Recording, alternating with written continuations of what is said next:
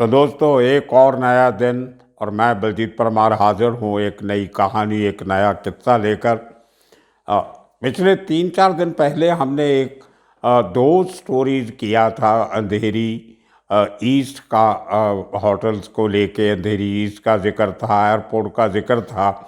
तो वो स्टोरी करते करते मुझे एक और किस्सा याद आया। सन 2016 का फरवरी महीने की शुरुआत, और हरियाणा पुलिस मुंबई में आके एक बहुत बड़े शातिर अपराधी का, जो हरियाणा में तकरीबन 42 डिफरेंट केसेस में वांटेड था, उसका एनकाउंटर करती है मुंबई में आके। और बहुत बड़ा इशू बना था ह्यूमन राइट्स का। लोग करते आज तक भी उसके एक केस जो है वो उसकी अपील जो है वो सुप्रीम कोर्ट में चल रही है। वो केस था 6 फरवरी 2016 का। उस केस में जो अपराधी मारा गया, उसको उस ज़माने में हरियाणा का दाऊद कहा जाता था, और उसका नाम था संदीप गडोली। ये आदमी हरियाणा में 10-12 साल तक अपने अपराध की दुनिया में, इस आदमी ने ऐसे ऐसे काम किए कि एक समय वो जो टॉप के 3-4 हरियाणा के नामचीन गैंगस्टर्स थे, उनमें से एक गिना जाने लगा। भले कि उसके ऊपर जो इनाम था वो नॉर्मली हरियाणा में मैंने देखा है वो 4 लाख का, 5 लाख का, 6 लाख का रिवार्ड। लेकिन जो संदीप गडोली था उसके ऊपर 1.25 लाख का इनाम था। वो मुझे समझ में नहीं आया कि इतना क्राइम करने के बाद भी उसके ऊपर इनाम की राशि हरियाणा सरकार ने कम क्यों रखी। खैर, तो संदीप गडोली अपने आप में एक बड़ा नाम इसलिए उभर के आया कि वो पुलिस के हाथ में कभी नहीं पड़ता था। बहुत शातिर किस्म का अपराधी था। फिरौती मांगना, मर्डर के केस, कुछ एक दो बड़े व्यापारियों को, लोगों को धमकी देना, और अपने विरोधियों को बड़ी बेरहमी से मारना, ये उसके करैक्टर का एक हिस्सा था। और जब तक वो हरियाणा में क्राइम करता रहा, उसको पुलिस ढूंढती रही, लेकिन वो पुलिस से 4 कदम आगे रहा। छुपने में बहुत माहिर था, और अपने लोगों का बहुत बड़ा गैंग नहीं बनाया उसने। कोई 12-13 लोग उसके करीबी थे, उनके साथ मिलके ही काम करता था, और अपनी एक्टिविटीज़ इतनी गुप्त और छुपा के रखता था कि पुलिस को बहुत बड़ी दिक्कत आ रही थी उसको ढूंढने में और पकड़ने में। और वो ऑन द मूव हमेशा रहता था। कभी एक जगह पे ज़्यादा दिन टिक के नहीं रहता था। कभी राजस्थान, कभी दिल्ली, कभी उत्तर प्रदेश, और कई बार पिछले अपने इस एनकाउंटर के पहले के 10-12 सालों में कई बार वो शख्स मुंबई में भी आया। और उसके एनकाउंटर के पहले भी 2-1 महीने पहले उसका एक खास आदमी सनी, जिसका नाम था, वो बांद्रा के इलाके में एक लड़की को छेड़ने के चक्कर में पकड़ा भी गया था। तो उसके कुछ लिंक थे बम्बई के लोगों के साथ, जो पुलिस को कभी भनक नहीं लगती थी। अगर कभी पता चलता भी था तो उसकी कभी भी पुलिस ने इतना बड़ा रिस्क लेके कि हरियाणा से मुंबई आके उसको ढूंढा जाए, पकड़ा जाए, ये जहमत कभी हरियाणा पुलिस ने नहीं उठाई। अब आप देखिए कि उसको आखिर में 2016 की फरवरी में उसका एनकाउंटर करने की नौबत क्यों आई। संदीप गडोली का एक दुश्मन था जिसका नाम था बिंदर गुज्जर, आज भी है, वो जेल में है। बिंदर गुज्जर अपने ज़माने में गुड़गांव का ओल्ड एरिया का माना हुआ बदमाश था। उसके ऊपर भी दर्जनों केस चल रहे थे, और उसका जो दबदबा इतना था कि वो इतना बड़ा क्रिमिनल होने के बावजूद भी एक बार काउंसलर बन गया। उसको म्यूनसिपल काउंसलर जो होते हैं म्यूनसिपल कॉरपोरेशन कमेटी के, उसका काउंसलर बन गया और उसके नाम के साथ काउंसलर जुड़ गया, काउंसलर गुज्जर। तो उस आदमी का इतना बड़ा नाम हुआ, तो करते करते वो दुश्मनियाँ में इतनी दुश्मनी बढ़ी उनकी, अपना दबदबा अपने इलाके में बनाने के लिए।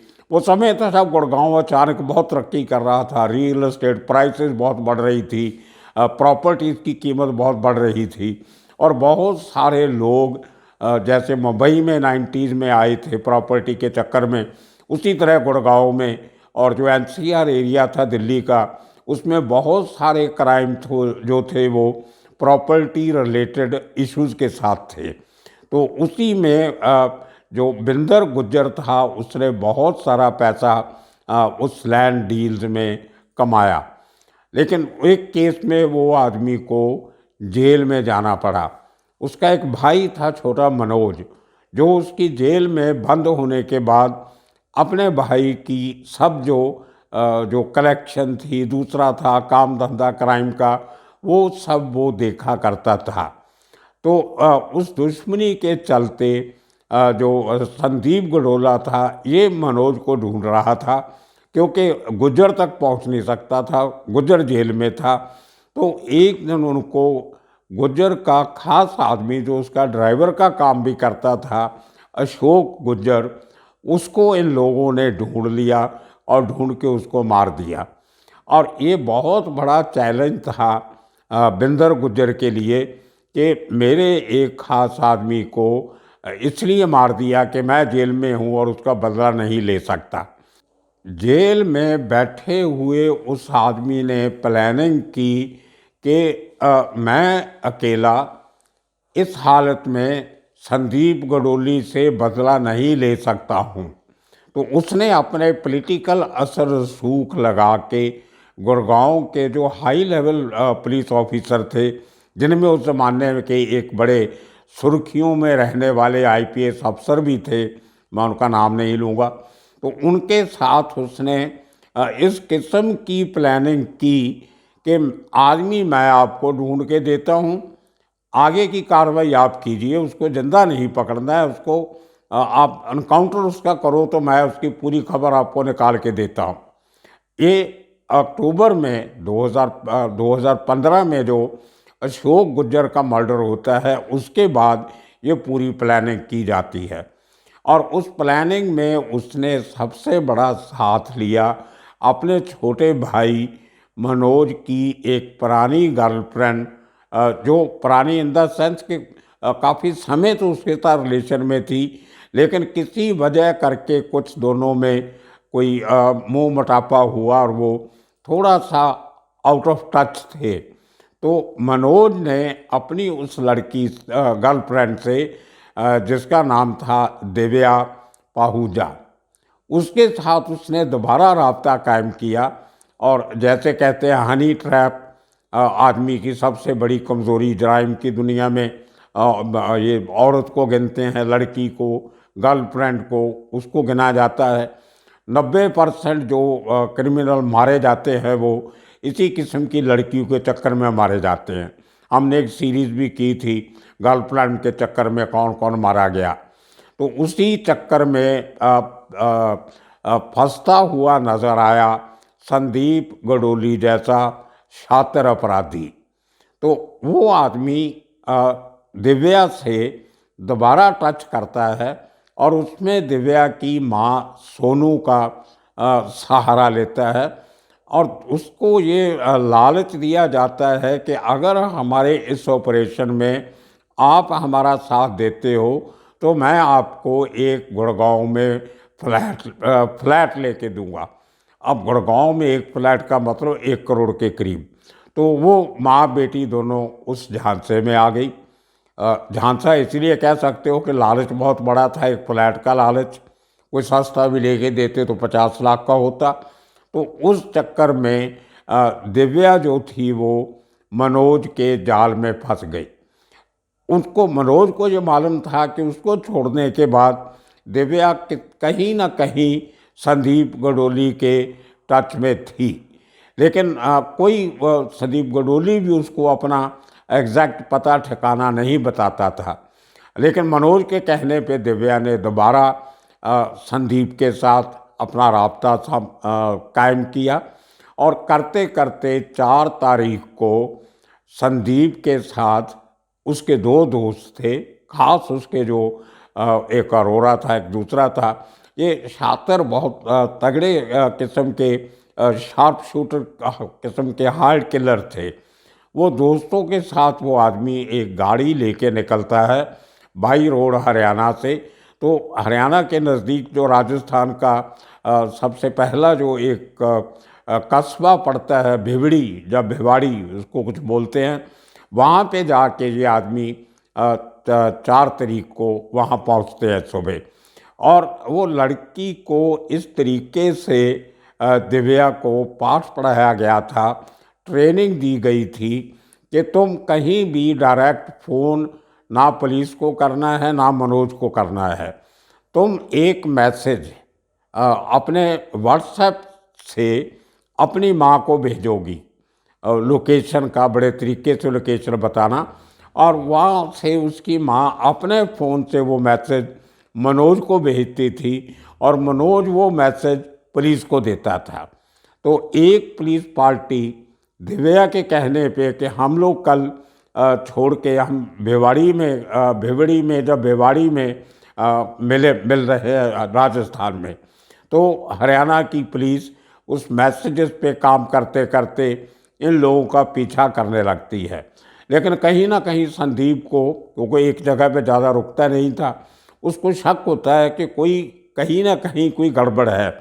वो आदमी वो 4 तारीख से निकल के 4 तारीख की शाम को जयपुर पहुंचता है।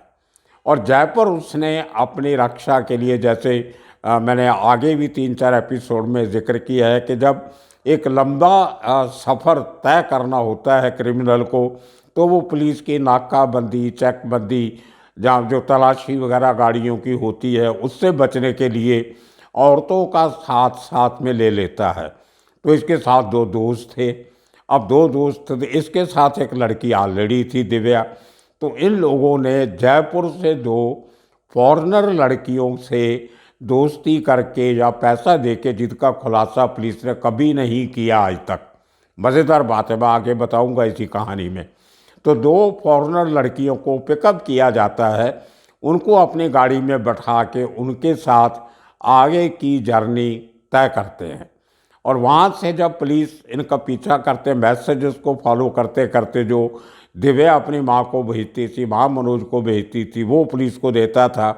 वो इस तरह से चक्कर चला कि जब जिस जगह पे रुकते थे मैसेज तो वहीं से भेजना था उसने, लेकिन उतना डिस्टेंस पहली मंजिल से दूसरी मंजिल तक पहुंचने का जो समय लगता था, उस समय तक संदीप कहीं और पहुंच गया होता था अपना पूरा काफिला लेके। तो 5 तारीख को ये लोग जयपुर भी छोड़ के गुजरात एरिया में कहीं पहुंच जाते हैं और वहाँ से फिर मैसेज आता है। लेकिन जब तक उस एरिया में हरियाणा पुलिस पहुंचती है, जिसमें 8 ऑफिसर और मैन होते हैं, 2 गाड़ियां लेके हरियाणा की पुलिस की गाड़ियां, मतलब कैमोफ्लेज करके वो इनका 2 गाड़ियों में लगातार 4 तारीख से पीछा कर रही होती है हरियाणा की पुलिस। 2-3 ऑफिसर थे, 5 कांस्टेबल थे, तो एक हेड कांस्टेबल था शायद बीच में। तो मैं नाम नहीं लूँगा, लंबी चौड़ी कहानी हो जाएगी, सबके नाम देने लगेंगे। तो करते करते 5 तारीख शाम को लेट नाइट ये लोग जो हैं वो मुंबई के उस होटल में पहुंचते हैं, जिसका नाम था hotel airport metro. Airport metro Sahar international airport के नज़दीक एक 5 स्टार होटल है, लीला कैपिंस्की उसका एक ज़माने में नाम हुआ करता था, आजकल पता नहीं क्या है। उसके पास ही मेन रोड पे जो अंधेरी चकाला रोड है, उसके ऊपर, अंधेरी कुरला रोड भी कह देते हैं उसको, अंधेरी मरोल रोड भी कह देते हैं, तो वो एक उस जगह पे था जहाँ से अगर हम राइट को जाते थे तो एयरपोर्ट को चले जाओ, सीधा चले जाओ तो अंधेरी अंदर मरोल की तरफ आप चले जाते हो। तो वहाँ पे नया होटल बना था, 3-4 महीने हुए थे, उसका नाम था होटल एयरपोर्ट मेट्रो। तो उसके होटल में देखा होगा, नया बना है, अच्छा लगता है देखने में। उसमें जाके ये दो इसके दोस्त, दो फॉरेनर लड़कियां और ये और दिव्या, ये 3 रूम किराए पे लेते हैं 6 तारीख की रात को। तो काफ़ी लेट पहुंचते हैं, 6 फरवरी 2016। तो रात को होटल में चेक इन करते, और संदीप ने अपनी तरफ से बहुत होशियारी की थी, एक कैलकुलेटेड रिस्क लिया था कि मुझे ग्राउंड फ्लोर का होटल का एक रूम दीजिए। वो इसने ग्राउंड फ्लोर इसलिए लिया कि ग्राउंड फ्लोर पे रिसेप्शन होती है, एक आध रेस्टोरेंट भी होता है, एक रिसेप्शन एरिया होता है लोगों के बैठने के लिए। तो वहाँ पे लोगों की आवाजाही हर समय पे रहती है। तो किसी किस्म का कोई ऑपरेशन करना हो तो उसके गवाह बहुत होते हैं। तो कोई ऑपरेशन इस तरह पब्लिक के सामने नहीं किया जाता।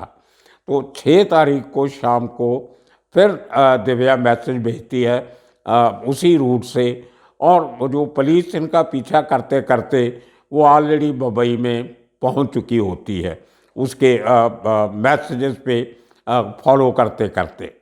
और 6 तारीख की सुबह को जब पूरा कंफर्म करते हैं पुलिस वाले, हरियाणा पुलिस पहले कोशिश करती है कि एरिया की ज्यूरिसडिक्शन ढूंढने के लिए। तो वो कंट्रोल में फ़ोन करते हैं, पुलिस कंट्रोल मुंबई में, कि हम हरियाणा पुलिस के ऑफिसर हैं, हमें इस सो कॉल्ड होटल की, सो एंड सो होटल की ज्यूरिसडिक्शन चाहिए। तो शायद कंट्रोल, उनका ये कहना है, लेकिन कंट्रोल ने बाद में डिनाई किया कि हमें कभी किसी का कोई फ़ोन नहीं आया था। तो इनको बताया गया कि वो जो पुलिस स्टेशन है वो अंधेरी पुलिस स्टेशन लगता है। तो इन लोगों ने नंबर लेके अंधेरी पुलिस स्टेशन में फ़ोन किया। अंधेरी पुलिस में जो कांस्टेबल था उसको भी पक्का पता, कोई इन्होंने लोकेशन बराबर बताई नहीं, बाहर के लोग थे। तो उसने कह दिया कि इसकी लोकेशन सहार पुलिस स्टेशन लगती है, और सहार इंटरनेशनल पुलिस स्टेशन एयरपोर्ट के बाहर ही सहार पुलिस स्टेशन है। जब सहार में फ़ोन किया तो वहाँ पे उसको ऑपरेटर को पता था कि ये एरिया हमारे नीचे नहीं आता है। उन्होंने कहा कि इसकी ज्यूरिसडिक्शन जो है वो MIDC पुलिस स्टेशन की बनती है। ये वही पुलिस स्टेशन है जिसमें वो होटल साइलेंट शील में जो नेवी वाले ने मर्डर किया था, उसी होटल की ज्यूरिसडिक्शन भी जो थी वो MIDC पुलिस स्टेशन के नीचे आती थी। खैर, इन्होंने ये खाली ज्यूरिसडिक्शन पता किया अपना, बाद में कागजी कार्रवाई करने के लिए, और एंड में इन्होंने MIDC पुलिस स्टेशन से उनको बताया कि हम हरियाणा पुलिस के लोग हैं और इस होटल में एक ऑपरेशन के लिए जा रहे हैं। तो लेकिन उनको ये नहीं बताया कि हम क्या ऑपरेशन है। तो लेकिन वहाँ से अंधेरी पुलिस MIDC पुलिस स्टेशन ने कांस्टेबल भेज दिया मोटरसाइकिल पे कि तुम जाके देखो। तो उसने अपने आप को आके इनके साथ जो बाहर खड़े थे, जहाँ उनको लोकेशन दी थी अपनी, तो वहाँ पे उसको जाके मिला मुंबई पुलिस का एक कांस्टेबल। इन्होंने ये कह के उसकी हेल्प लेने से इनकार कर दिया कि आप यूनिफॉर्म में हो, हमारा कुछ सीक्रेट किस्म का ऑपरेशन है, आप यूनिफॉर्म चेंज करके आइए, सिविल में आइए मुफ्ती में, तो आपको लेके जाएंगे। बड़ा अजीब बहाना था। वो कांस्टेबल चला गया। उसके बाद में दिव्या का सिग्नल मिलने के टाइम पे सुबह कोई 10:30 के करीब, 11:15 के करीब ये लोग होटल में एंट्री करते हैं। उसके पहले दिव्या ने पूरी इन्फॉर्मेशन दे के रखी होती थी इनको अपने मैसेज के थ्रू कि हम दोनों, मैं और संदीप इस रूम में हैं ग्राउंड फ्लोर पे। फर्स्ट फ्लोर पे एक कमरे में इसके 2 दोस्त हैं और दूसरे कमरे में 2 फॉरेनर लड़कियां हैं। और वो देखिए कि 5 मिनट में जो 3 मैसेज गए, उन 5 मिनट ने हरियाणा पुलिस का पूरा खेल था जो वो खराब कर दिया। 10:45 पे दिव्या उनको मनोज को मैसेज भिजवाती है कि संदीप के पास हथियार नहीं है, he is not carrying a weapon, और हम ग्राउंड फ्लोर पे इस कमरे में हैं। वो पूरा मैसेज भेज दिया जाता है। उसके बाद 10:48 पे संदीप वही मैसेज जो है वो पुलिस को फॉरवर्ड करता है। और इसका मतलब ये है कि पुलिस वाले होटल के बाहर ही खड़े थे और 10:58 पे 45 से 13 मिनट के बाद पुलिस वाले वो मैसेज उनको मिलने के बाद वो अपनी प्लानिंग करके 3 पुलिस वाले होटल के बाहर वेट करते हैं। 5 पुलिस वाले इंक्लूडिंग 2 ऑफिसर्स वो होटल में एंटर करते हैं और रिसेप्शन से रूम नंबर का रास्ता पूछ के अंदर जाते ही 4 गोलियां मार के संदीप को ढेर कर देते हैं कि उनको पता होता है कि इसके पास हथियार नहीं है, जिसकी जानकारी ऑलरेडी दिव्या जो है वो दे चुकी होती है कि ये खाली हाथ है।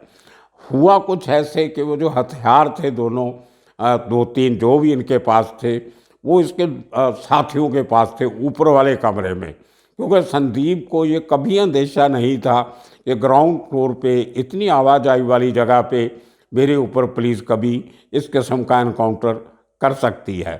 तो खैर इनकाउंटर के बाद हरियाणा पुलिस ने सबसे बड़ी जो गलती की वो ये थी कि जो 3 वहाँ पे सीसीटीवी कैमरास लगे हुए थे, कैमरा नंबर 1, 5 और 6, वो तीनों को रिमूव किया। उनकी जो रिकॉर्डिंग थी वो डिस्ट्रॉय की गई, कैमरा को डिस्ट्रॉय किया गया।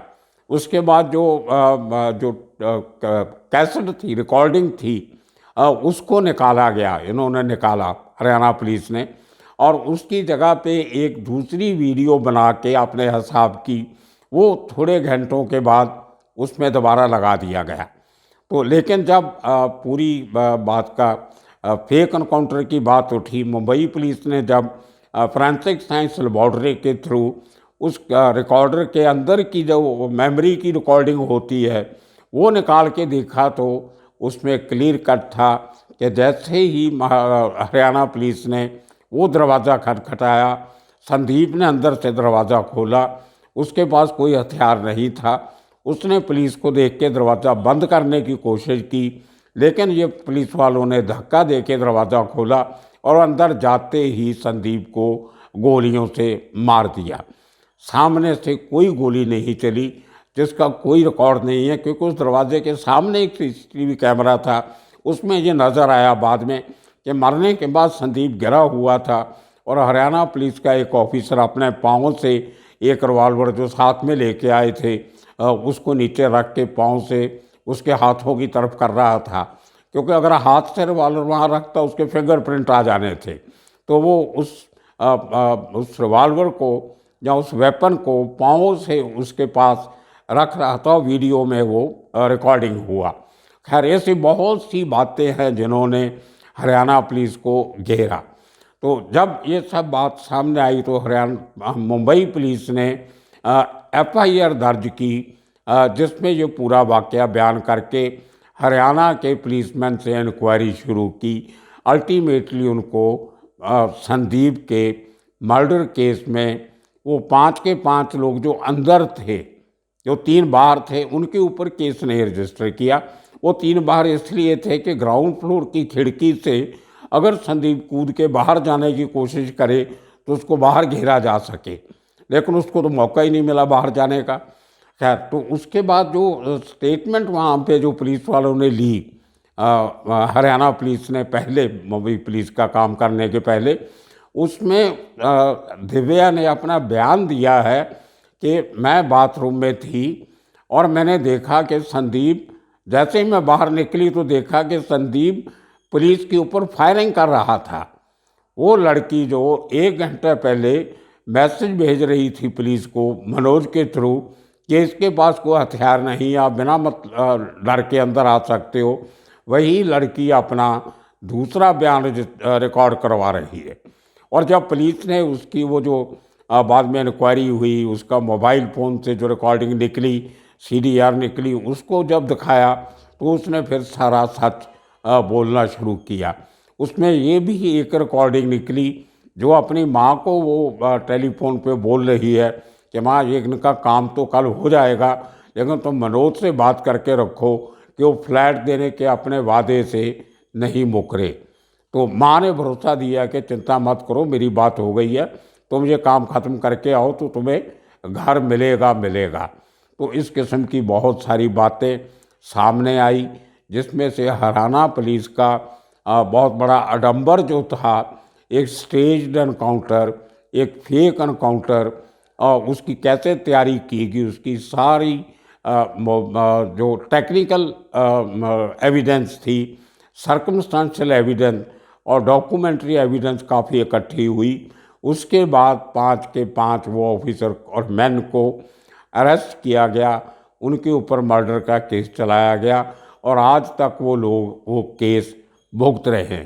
टोटल केस 8 लोगों पे है, उन पे एक मनोज के ऊपर भी है और 9 लोगों के ऊपर है। और उसका ये जो बिंदर गुज्जर था, ओरिजिनल जो कंस्पिरेटर था, उसके ऊपर भी मर्डर का चार्ज है और दिव्या और उसकी माँ के ऊपर अबैटमेंट टू मर्डर का चार्ज। तो इस तरह से 9 लोग संदीप गडोली के फेक एनकाउंटर में आज भी जेल में बैठे हैं।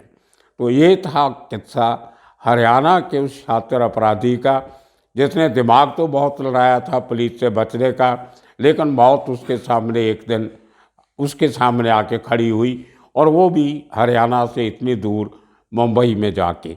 आने वाले दिनों में और किस्से कहानियाँ लेके फिर हाजिर होंगे। तब तक के लिए आप सबका शुक्रिया, धन्यवाद।